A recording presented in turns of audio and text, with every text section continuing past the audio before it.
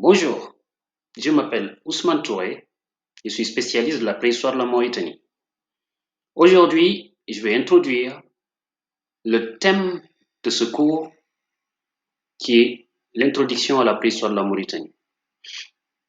Avant de l'introduire, je vais parler de la Mauritanie qui est un pays de l'Afrique de l'Ouest, situé entre le Sénégal au sud, le Mali à l'est, l'Algérie et le Maroc au nord.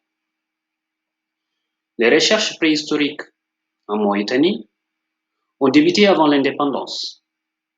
Le premier chercheur donc à fouler le sol mauritanien est Bert Crova, qui en 1909 et 1912 a étudié les vestiges archéologiques de la presqu'île de Cap-Blanc.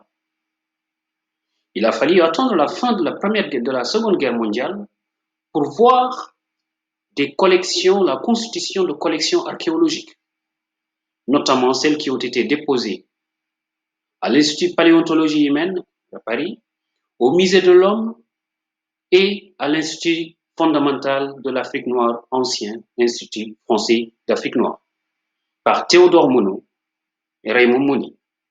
Ces collections ont servi de base d'études futures.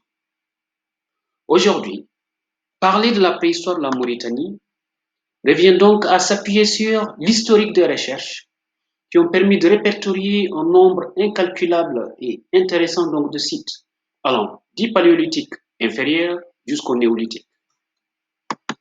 Ces sites, le plus souvent trouvés hors contexte, c'est-à-dire en surface, permettent de comprendre le cadre stratigraphique et chronologique de la préhistoire mauritanienne. La Mauritanie reste cependant aujourd'hui un des pays qui pourrait contribuer à la vaste bibliographie de la préhistoire de l'Afrique de l'Ouest et de l'Afrique du Nord. Nous reviendrons sur le cadre chronologique et stratigraphique de la préhistoire de la Mauritanie afin qu'on puisse comprendre et insérer la Mauritanie dans la préhistoire de l'Afrique en général et en particulier dans la préhistoire de l'Afrique de l'Ouest. Rendez-vous au prochain cours sur le cadre chronologique et stratigraphique de la préhistoire de la Mauritanie.